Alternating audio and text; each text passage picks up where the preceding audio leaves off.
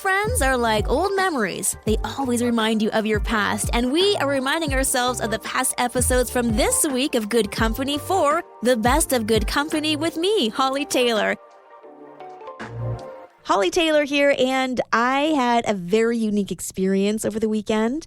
I was in my car, and I was just maneuvering in my lane. There was a little bit of some debris, and I saw a little symbol pop up on my dashboard, and it was a coffee cup.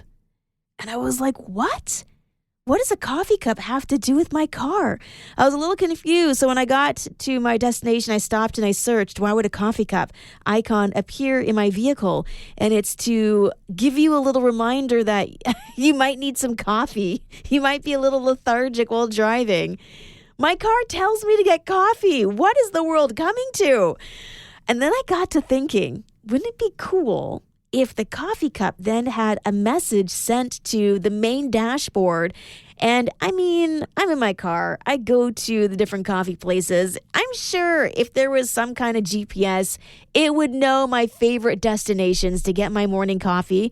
And it would just say, hey, this is the closest coffee place of the kind you like. Would you like me to route you there? And then if it gave me a discount on the coffee, how fun would that be? I'm just dreaming big dreams based on one little symbol that took me by surprise. New vehicles, though, have so many new features, so many new ways to listen to content, HD being one of them, being able to use Bluetooth so you could listen to, My Joy Radio app. With Bluetooth, you can listen to it in your car. It's pretty fascinating. So yeah, the coffee symbol was a little bit of a shocker for me, but it got me thinking, what others kind of symbols should I have in my car? Telling me about coffee, maybe, I don't know. Like, let's dream. What kind of things can we add to that dashboard? That wouldn't be too distracting, but very helpful. It's Hollie Taylor. And, when you think about the 12 days of Christmas, I mentioned this because my kids were singing it on repeat last night. It got me thinking, if I was to buy all of those items, how much would it actually cost? Because that's a lot of items. So, I went online to figure out what would that price be. The rings alone, 5 golden rings? I mean, that is a bank breaker right there. So, overall, just more than half of the gifts in the CPI rise of the price this past year. Aside from gold, the biggest movers would be the partridge in a pear tree. Also very pricey now. And let's not forget about those 10 lords a-leaping. Yep. For the former, the overall 13.5% increase, that's a lot to hire some lords a-leaping. And this is just really and truly based on, inflation. If we're charging the minimum wage, it's gone up. And also the pear tree has gone up massively in price. So exponentially that 12 days of Christmas is going to cost you, are you ready for it? $218,542.98. That is the true cost of the 12 days of Christmas. So that's gone up a lot. It used to just be $55,748.05, but who's counting? On that note, have you ever done something like this where you've done a 12 days of Christmas? Would love to hear your stories. Hollie Taylor, and sometimes it's better to say nothing at all. It reminds me of Thumper from Bambi. If you can't say anything nice, don't say anything at all. There are absolutely certain topics that we should stay clear of. And apparently, smart people never share their opinions on certain things, even if they're right. They just keep that opinion to themselves. For example, negative observations about somebody's appearance. Absolutely. Keep that to yourself. That definitely falls in line with what Thumper's mom was trying to say in that Bambi movie. Also, the real reasons behind someone's relationship problems. Nobody needs to know that particular bit of information. And someone else, why someone's career choice or business idea won't work. I like that one because people are sharing that with you because they're passionate about it. They have a sense of purpose, or it could be a potentially great idea.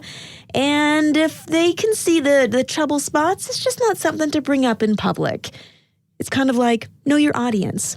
So a couple of things that smart people don't bring up. And as we head into a season where we're going to be in a lot of different settings with different Christmas parties, New Year's parties, family functions, maybe there's some topics that you know to stay clear of.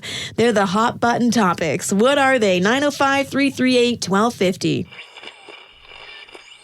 We're talking wealth today and how there are 5 parts of wealth: time, money, relationships, health, and purpose.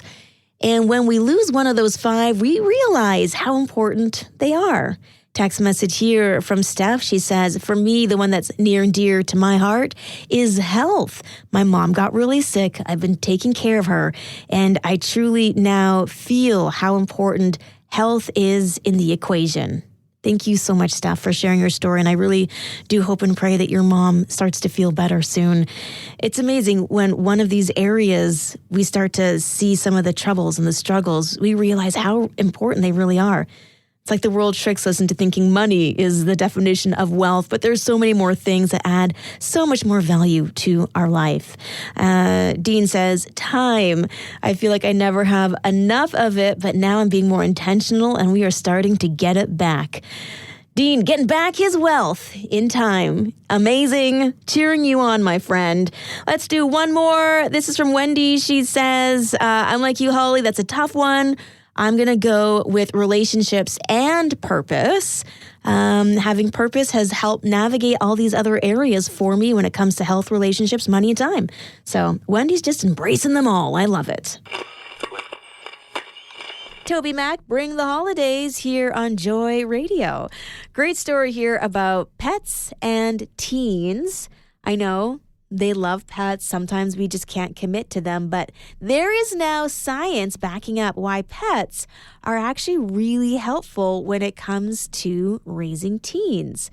And it's because they actually really do help with their mental health. It actually changes the microbes in their bodies when they have a pet dog specifically. And so having a pet dog is more than just having protection in the home or having another friend, company, but they help your kids from a fundamental biological level, which I didn't know. So if you've been on the fence about having a dog, of course, do your homework.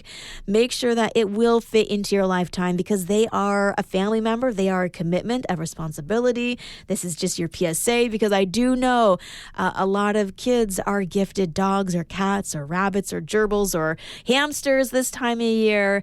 And you just got to make sure that as a family, you do your due diligence and have those hard conversations. But studies have shown, and not just one, hundreds, that they directly and circumstantially can help your family through microbes, through mental health, the whole thing. So, interesting and fun fact for today. I'm Hollie Taylor, and this is a gift that helps an entire community. Wade is a retired police officer, and he remembers a voice from out of nowhere. He didn't know where it came from. He just knew he needed to listen to it. He's like, I think this is God.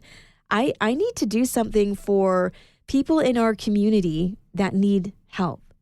He was a Frederick Police Department officer in Maryland, and he was responding to a domestic dispute at a homeless camp. And just like this voice came out and said, ask them about their laundry. Clearly a divine moment. Because why, as an officer, would you go to a domestic dispute and ask them about their laundry? Although in hindsight, maybe that was actually a pretty smart prompting. Who forgot to fold the laundry? Anyway, he talked to the couple, and actually they said that they washed their laundry at a nearby creek. And he never really forgot that moment, that call, their response, and the fact that that's what they had to do. And he wanted to restore dignity to these families. They're just like anybody else. And so once he retired, he took a van, you know, like the smaller vans that are great for seniors, those who are needing additional support. And so he took one of those and converted it into a mobile laundry service. So he can go to the different homeless encampments and they can get their laundry done and they don't have to go to a creek. So an incredible moment I'm going to say a divine moment.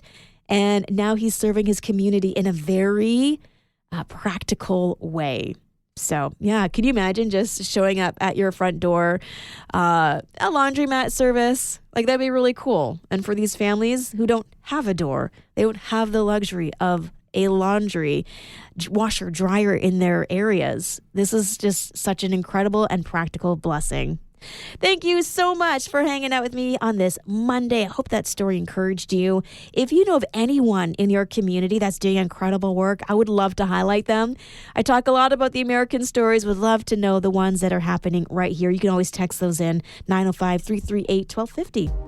Well, that's a wrap. Those are our favorite memories from this past week. Join me for more Good Company live every weekday from 4:30 till 6 p.m. here on Joy Radio. Oh, and don't forget, you can also catch up by subscribing to our Joy Radio podcast. If you'd like to join in on the conversation, text 905-338-1250. Thanks for listening. We'll see you on Monday.